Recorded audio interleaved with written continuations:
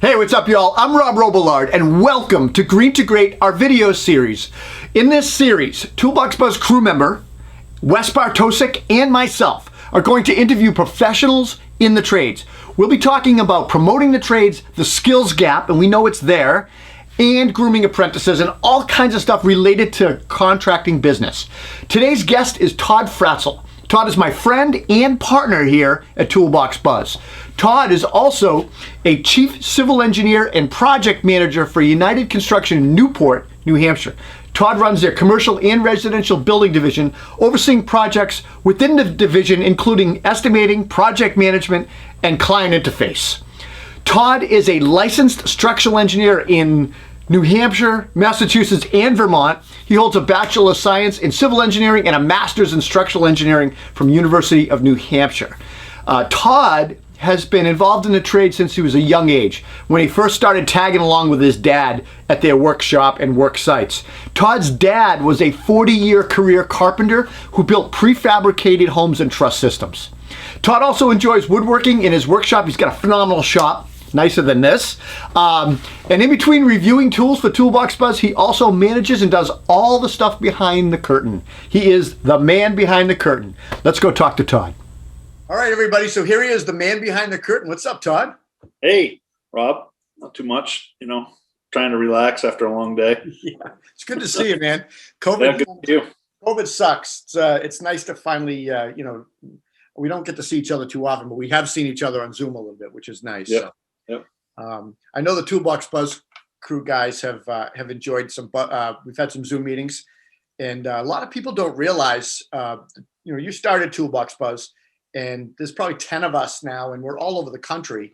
And even the guys in the Northeast, we're all over the place, from New Hampshire all the way down to Rhode Island, Connecticut. Yeah. If you drive from the guys in Connecticut up to where I am in New Hampshire, you're probably 3.5 hours for some of the guys. So yeah. Pretty far up. Minnesota, Missouri. I mean, it's quite a spread. Yeah, it is. It's pretty fun. So I could totally talk about ToolBoxBuzz all night, and I bet people would want to hear the stories we have. But I got you on here because you're a pretty interesting dude in a lot of ways for the trades.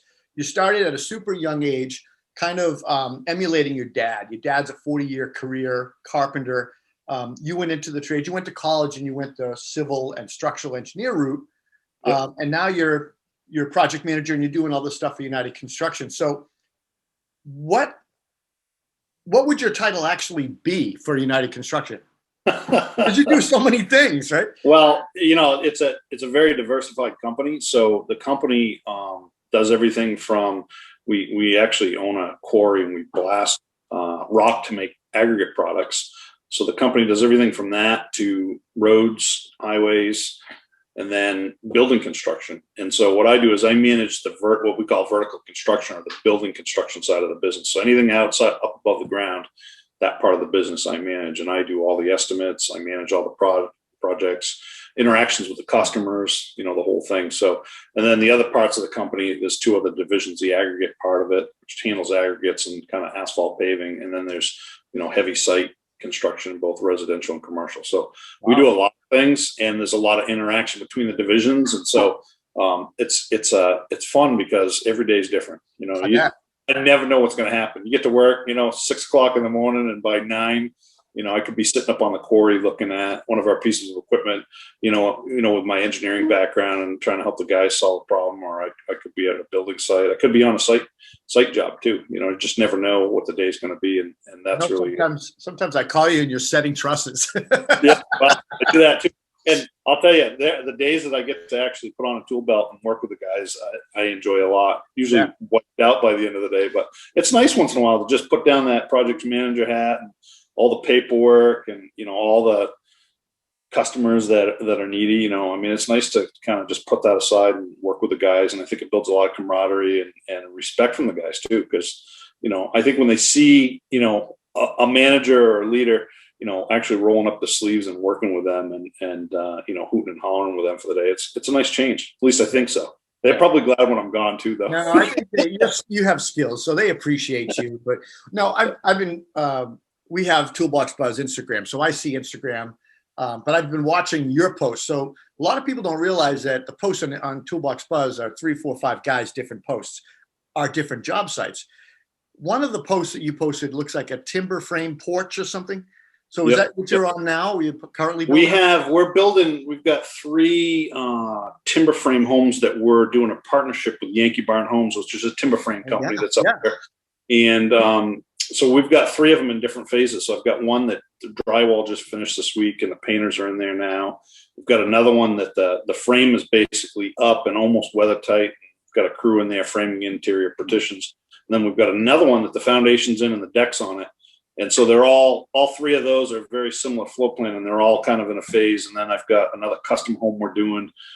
That's a totally different kind of house.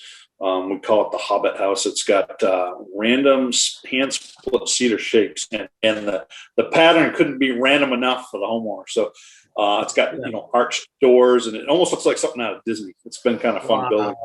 And that's kind of that one's on a slower track because the owners are in Florida for the winter. So we're just picking away at the outside, and it's a kind of a custom design build. So we'll be doing mock-ups when they come back, and we don't know what the interior is going to be yet. The customer doesn't want any drywall. It's all going to be different wood panel. All custom. I love it. Yeah. So that's going on, and then we're building an event space for a pub. So they wanted a separate building for hosting weddings and business.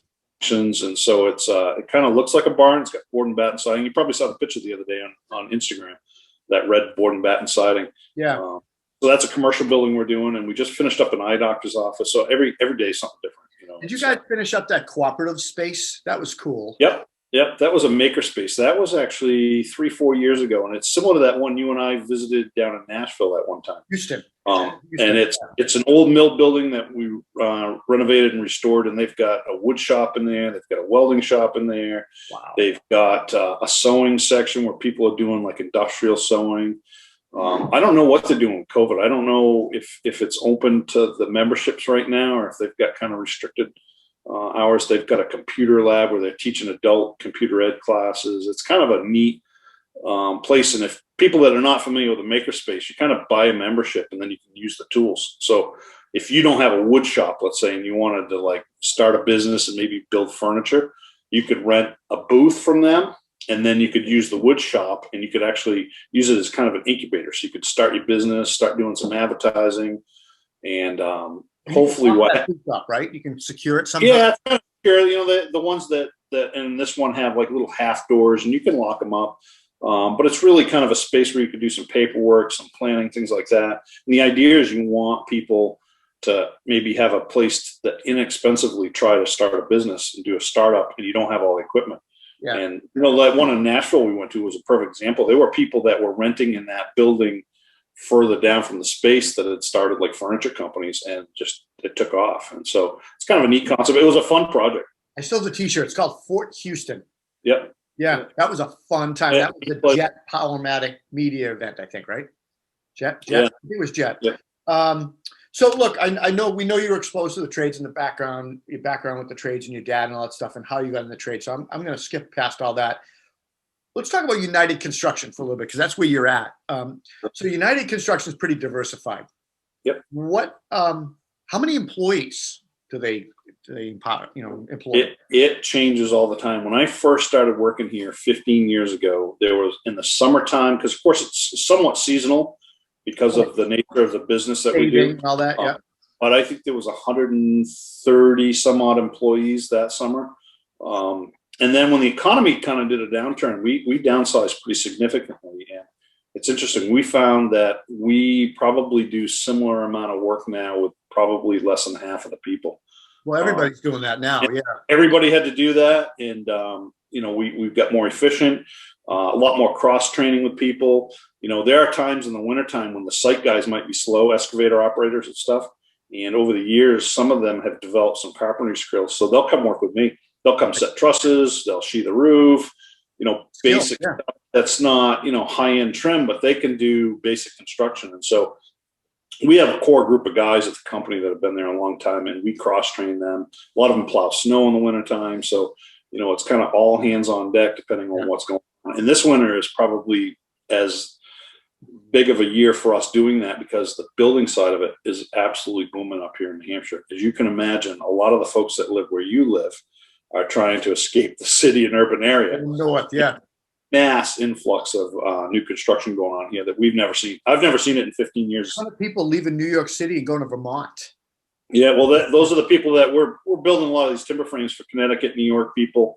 They're looking for a place that has good telecommunications so they can remotely work, but they want to be away from those urban centers. And so, with all the lakes and the mountains here, I think some of them have vacationed here in the past, and now they're like, well, I can get away from a lot of people, and so that's really fueling the construction here. But as you know, getting materials right now and finding help is a real problem. We are struggling. Well, I know you mentioned cross training. And you talk about how your guys are now doing more things. Maybe they were just a front end loader at one point. Yep. Now they're setting trusses in the fall and front end loading and then snow plowing. Do you? I read something. I think it was one of the remodeling books that come out, the magazines, and it was saying for every 5 skilled tradesmen, there's 1 replacement. So clearly, we talk about that skills gap. We talk about this all the time. Are you having a hard time hiring? Are you finding a hard time finding like a foreman or even just a carpenter with skills? So back in March, if you remember when COVID hit, you and I were talking about, I was like, I don't know what I'm going to do. We'll probably run out of work and have no job. I remember that. Probably by May, we realized that wasn't actually going to happen. And we never closed. We were considered essential in New Hampshire by the governor. And so I put a sign out in front of the shop, carpenters wanted. And since then, that sign hasn't moved. Since then, I think I've had 2 applications. We're on a major road too. It's not like we're on a back road. I mean, there's one of the busiest roads in town. Let me guess. 2 convicts. 2 guys, 50 years old. I don't remember the age, Rob, but they weren't young. Either had a driver's license. And, it's discouraging. And it's been years since I've had a young guy actually come in. A couple of years ago, I had a young guy. Actually, we were doing that makerspace, and I was excited. He showed up to work every day. He seemed really interested. I was like, man, this is perfect. And about 6 months into it, he's like, I don't want to get up this early. I don't want to work in the cold. And I was like, where'd he go? Do you know what he did? I have no idea what he did, but man, it's a generational thing. I don't know how to fix it.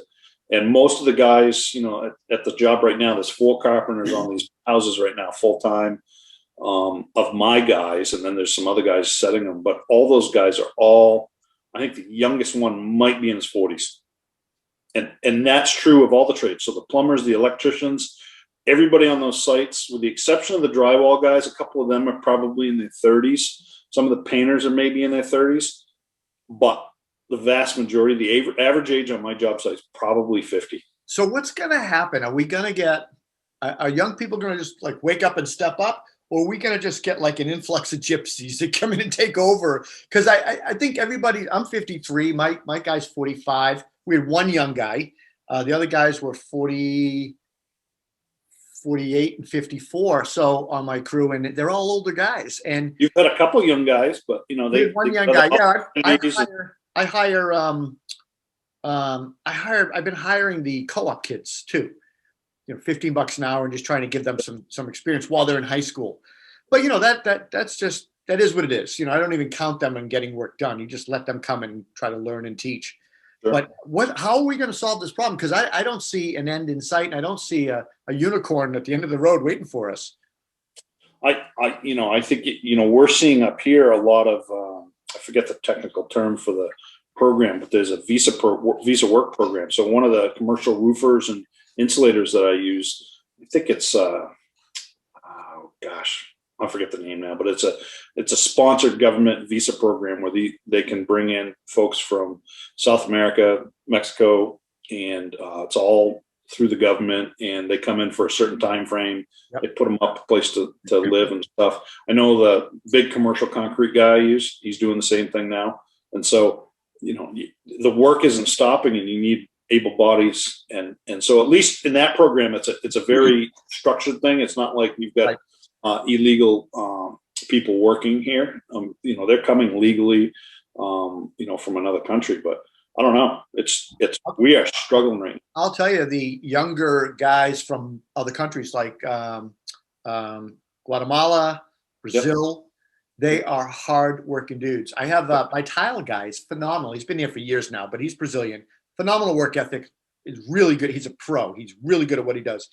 And then I have a guy that I've mentored for the last 10 years. He started his own company with his brother. It's his whole family, his brothers, cousins, and everything. They're from Guatemala. They're hardworking. They do siding and roofing. Nobody works harder than these guys. And that might be the solution. That might be what we need, because it's going to be really hard. And that brings in a whole other conversation about language barrier and communication, safety, getting things done, being efficient, being able to communicate well in the job site.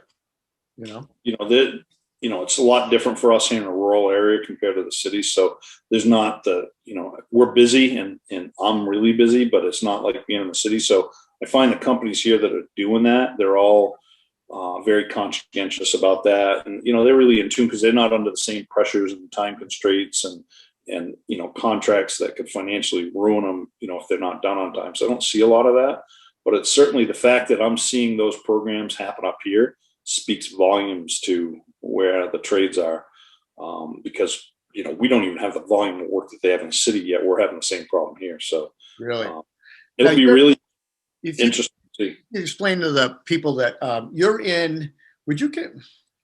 I am west central New Hampshire, so we are 20 minutes from the Vermont border. Yeah, the Lake Sunapee region, which is near Dartmouth College. I'm 2 hours and 20 minutes from you, basically. So would you consider your area more of a vacation spot? People like flock there for the lakes? It's a recreation and vacation area. Yeah. It used to be, the history of this whole area that, it's called the Connecticut Valley region. So the Connecticut River basically separates Vermont and New Hampshire. And all the towns along the Connecticut River used to be textile and mill industries. So back, many, many, many years ago, the river, the Connecticut River, and all the rivers that spur off of it. So we've got the Sugar River here. They were all mill towns, So our town had a woolen mill, had huge shoe factories. We're the home of Sturm Ruger firearms. Yeah, that's right. And so you have that, but then you've also got the lakes and the mountains. There's tons of ski resorts around us, beautiful lakes. And so, it's kind of it's a blue collar industry type of place, but it's also kind of a vacation and recreation area. Let's talk about next generation, new people coming in. What qualities would you look for in a new hire? Let's say they were knocking your door down, not just the two guys, but what would you be looking for? Are you, is the bar set low here, or you just want to show up? No, you probably agree with me. You're looking for a good employee. Yeah. A good employee can learn skills and become a carpenter or whatever you need them to do from a skilled side of it. You need a good employee. So you need somebody that's going to show up every day, be responsible, interact well with team members, be a team player. If you can find that, you can pretty much train them to do most anything, I think. And that's the key. They don't need to be skilled per se in carpentry. You'll work them up. You're willing to do that. Do you prefer kids go to college first, or does it not matter to you? Come work for United. Doesn't matter to me. Doesn't matter at all. What about trade schools or apprentice programs? Do you have anything up in New Hampshire that you can draw from or pluck from? There are a few, but most of them are run through the vocational centers here, and they're pretty small. They're nothing compared to the ones down your way. Right. A lot of them have kind of gone away over the years. Even when I was in high school up here, there was a wood shop and stuff like that's all gone. Most of that phased out of high schools and stuff. So the nearest vocational center that does building trade like carpentry is one of the next towns over, but they're probably graduating a dozen kids a year at most. Very few that I know of like HVAC programs or electrical things. It's just not a lot of that around here. So where are they coming from? Are they coming up through families teaching their own or? Yeah, no, I think a lot of the, especially the mechanical trade guys around here, I know, they got a job out of high school, as a laborer, and probably fell in love with what they were doing. And then they were pretty good at it. And then they went off and started their own business. You see a lot of really, 1 and 2 man electrician teams, plumbing teams, not as much on the plumbing side, but certainly electricians. A lot of these guys are single owner operators. They might have a one helper or an intern or something, but that's a lot of what's up here. Interesting. What do you think as business leaders, business professionals, project managers, all that stuff, people who are in the position to hire, what do you think we can do better to draw people into the trades, or just to get people interested and hire people? I mean, it's hard to hire. Recruitment is crazy. Yeah, it's a generational thing. You and I have talked about it before. My dad was a carpenter. No one had ever gone to college in my family. His dream was, hey, you're going to go to college. You're going to be better and not work as hard. And you've heard them all, right? And so I think, for all of us, when, if our kids are interested in the trades, it's, you got to be willing to support that idea at a younger age, and try to break that barrier, or that stigma that people have that says, man, if you don't go to college, you're nobody. And, you and I've talked about it. You can do the math, right? So a kid coming out of high school that goes to a trade program and starts working immediately and does the trades at night or something and gets certified, financially is probably going to outperform most. I don't know what the percentage is, but a huge percentage of kids going and getting just a basic college degree that struggles to get a job after college and then has a mountain of debt. Right. So if you actually look at it from a financial perspective and say, well, if you're interested in trades, how about you do that, but maybe you ought to get a small associate's degree in business or something so you can be a successful self-employed business, right? And managers, because a lot of the guys, you probably see them too, they're really good electricians. They stink at invoicing, billing, always knowing what the costs are. But a guy that could figure that out, right? A guy or gal that can do that and actually is talented in the trades, I think they can probably make more money than a vast majority of people that come out of college that are struggling to find a job. I do too. I do think, a lot of people that come out of college then go into the trades, and those people usually are pretty good business owners because they understand the business sort of it. They have to learn the skill part of it. I do wish, I should say, that like NARI and NARA and all those, trade organizations would offer like business law, contract writing, proposal writing. And they do to some extent, but you have to find them. They're not in Newport, New Hampshire. They're not in where I live. I just wish that the trade organizations would step up to I think everybody needs to step up and do a little bit more. You think about it. So like those trade organizations, they could use like a supply house as a funnel for that. So they could, going to a supply house, whether you're buying a 2x4 or conduit, and the guy's like, he hands you a flyer and says, hey, listen, this trade organization is going to put on this free class. You can come take this class and learn how to write a professional proposal, or, how to, buy your insurance, or, just business skills that some guys never get. And you imagine you'd probably get a lot of guys sign up for it. You know what, though? NARA, I don't think they want you to sign a $500 a year membership. So they don't want to give away anything free. I mean, you and I give stuff away free on our websites. We write articles on how to write proposals and how to, deal with a client, or your top 10 communication tips for business as a contractor. That was a shameful little plug for our website. If they made that small investment like that, though, think about the return they get when the guy actually has the money to join their organization, right? Right. I mean, you and I aren't going to solve it, but I often think of, if one of my, my kids are pretty young at 16 and 13, if one of them wanted to be in the trades, would I support that? And I think all of us have to really think about, what's in the best interest, what's success, what's happiness later. And you have to break that barrier. And if we don't do that, I don't think it's ever going to get fixed, because there's a stigma right now. There is a stigma. It's funny. There's been 4 generations, 40 years, right, or more, of parents and guidance counselors and everybody else pushing kids to college. Sure. And as a result, the trades are now way behind in skilled labor. So guys that are skilled now are going to do great in the trades, supply and demand. But that's why I said the gypsies. Whenever you have a big gap like that, you get people come and go, I'll do that, and they mess it up. But you think about it, some of that makes sense, though, because some of the factory jobs and stuff used to be horrible, right? Sweatshops, sure.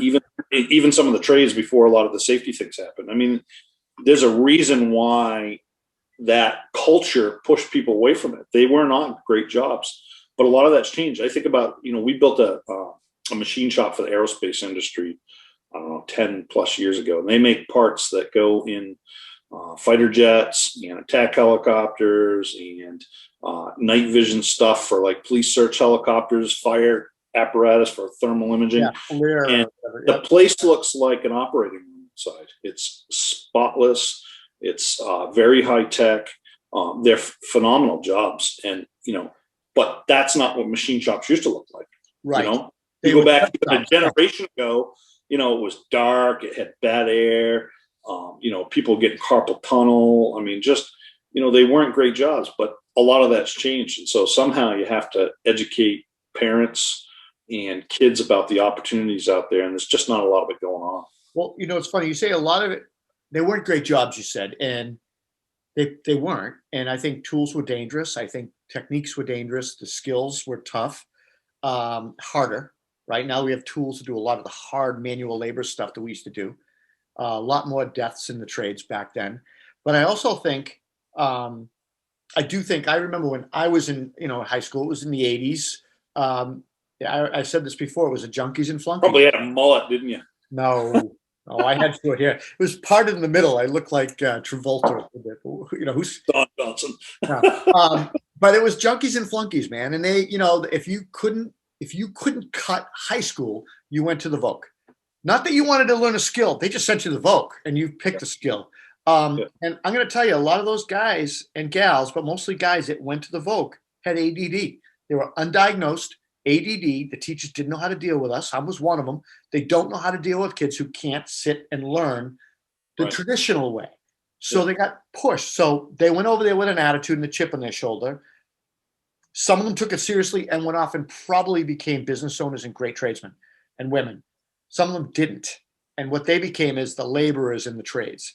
And a lot of them were junkies and flunkies. And, they just gave us a bad rap, and that's part of the problem. There's a stigma or a perception problem as well with the trades. Oh, you're a carpenter? No, yeah, I fix things. I build houses. I can fix things. I can problem solve, but there's a stigma. I don't know how you get past that. I think it's slowly gets better. You and I know there's a difference, though, because you and I we interact with those trades every day, right? So all of my subcontractors that I work with, they're really brilliant, hardworking, very successful people. I think about the painting subcontractor I have has an incredible business, the plumbing and heating guys, the electricians. You and I are surrounded by it. We know they're successful. We see them, right?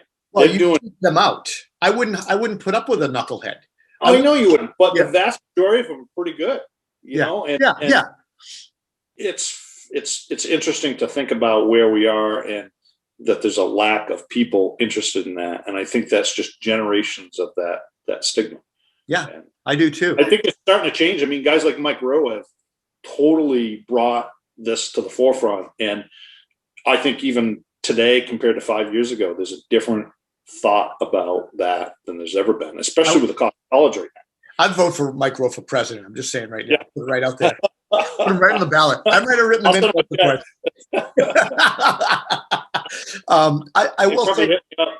I will say Mike Rowe, This Old House, all the programs on TV, even the stupid ones, the fad ones where they build a house in 40 minutes. But even to add to that, websites like ours, video channels, Instagram, where people are showing off their work and proud of what they do. Passion. You can't really teach passion.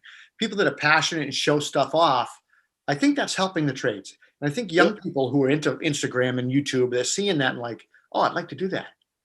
That's why they've termed, a lot of these guys as influencers, right? Yeah.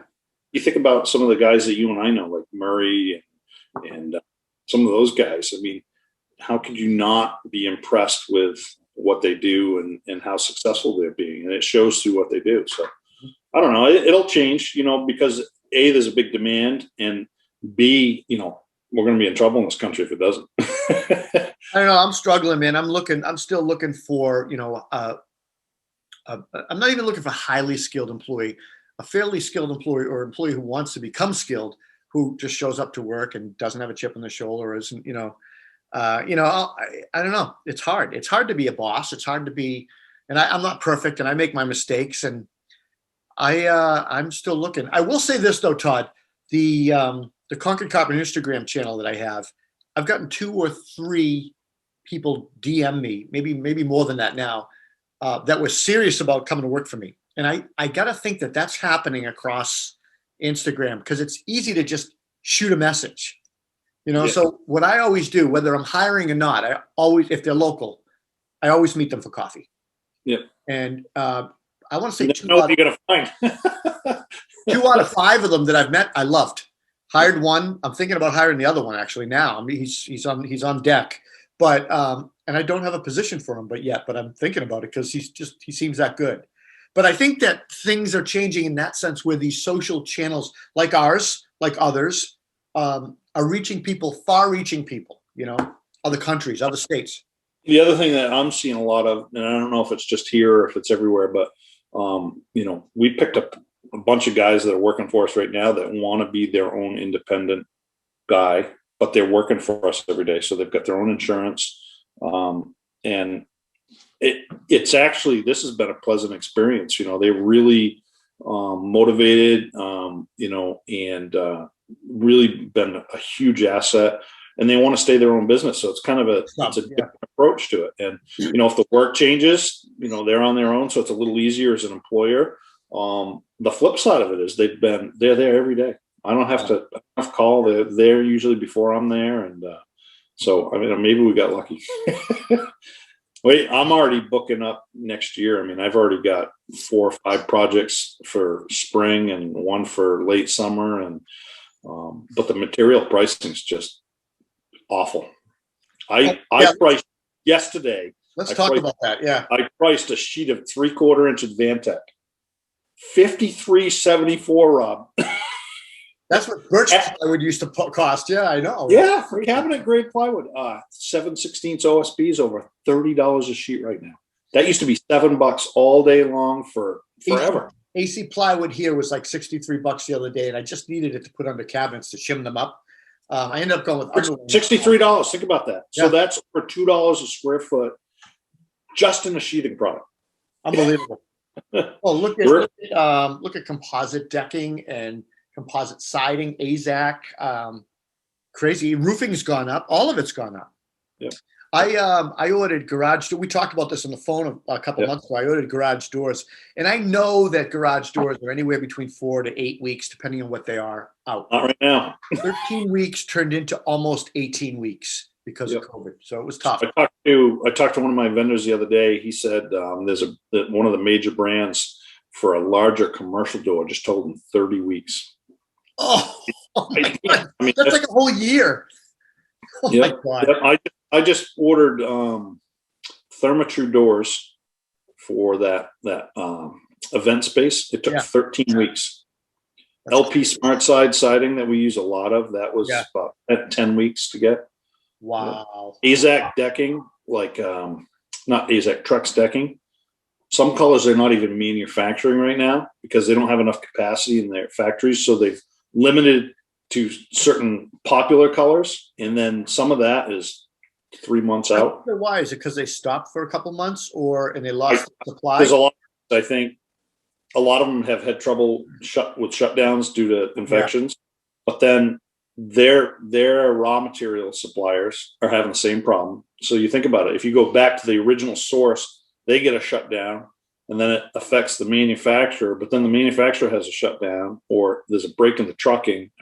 All these things and the demand is really up there right now because there's so many people leaving urban areas trying to go to rural areas. So you get this kind of this false building boom going on. So all these things are contributing to it. And all of them that I'm talking to say they don't think the pricing will go back down. They think, it might stabilize, but it's going to just really, I think once this passes, it's going to hurt our industry for a long time. We might tank a little bit of a bubble there. Yeah. I don't know. Has it slowed down where you are at all? No, we're pretty busy. We're not crazy busy because I schedule out. So I don't take on more than we can chew because then you just make mistakes and screw up and rush. So I just schedule up, but we're scheduled out pretty far. I talk to builders and big contractors, they're busy. So yeah, we're doing all right. That's crazy. So I can tell it's time to finish our conversation because the drink's gone. It's my hourglass. It's my sand hourglass. Todd, I want to ask you. Now I know how to finally get you to shut up. I'm gonna put a hole in your glass. You mentioned you have a sign out in front of your shop, so you're still hiring at United Construction. Yeah, I mean, right now, I think we're good for the wintertime just because of where we're at. But yeah, I mean, So if somebody good walked in my office, I probably wouldn't send them away. How does somebody reach out to you if they were interested in working? United Construction has a website. It's just unitedconstruction.biz, BIZ, because unitedconstruction.com is probably too popular and gone. But I bet it was. Yeah. There's a link on there. You can contact me. It has my email and just get in touch with me. Phone number's on there too. So. Awesome. All right, guys. Well, this has been great. My partner, Todd Fratzel. I'm Rob Robillard.